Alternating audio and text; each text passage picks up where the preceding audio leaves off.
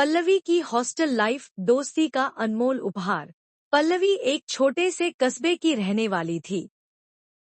जब उसे एक बड़े शहर के कॉलेज में दाखिला मिला, तो उसके मन में खुशी के साथ साथ घबराहट भी थी। पहली बार उसे अपने परिवार से दूर रहकर हॉस्टल में रहना था। घर छोड़ते समय उसकी आंखों में आंसू थे, लेकिन दिल में नए अनुभवों की उम्मीद भी थी।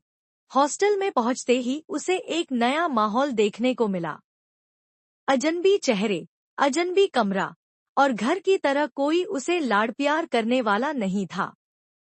पहली रात उसने माँ को बहुत याद किया और तकिए में मुंह छुपाकर रोई। लेकिन अगले ही दिन उसकी मुलाकात उसकी रूममेट्स स्नेहा और रिया से हुई। वे दोनों पहले से ही दोस्त थी और पल्लवी को देखकर मुस्कुराईं। धीरे धीरे बातचीत शुरू हुई और कुछ ही दिनों में वे तीनों बहनों की तरह हो गईं। अब हॉस्टल पल्लवी के लिए घर जैसा लगने लगा था।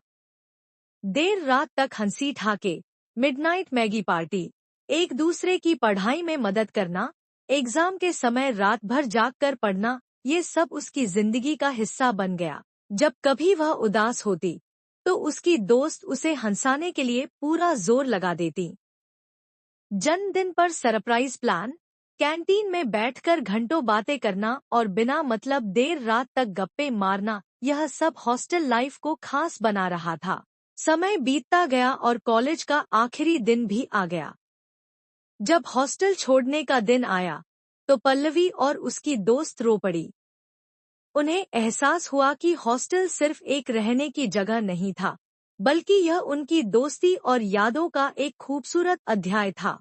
पल्लवी ने उस दिन महसूस किया कि हॉस्टल लाइफ ने उसे जिंदगी का सबसे बड़ा उपहार दिया, सच्ची दोस्ती।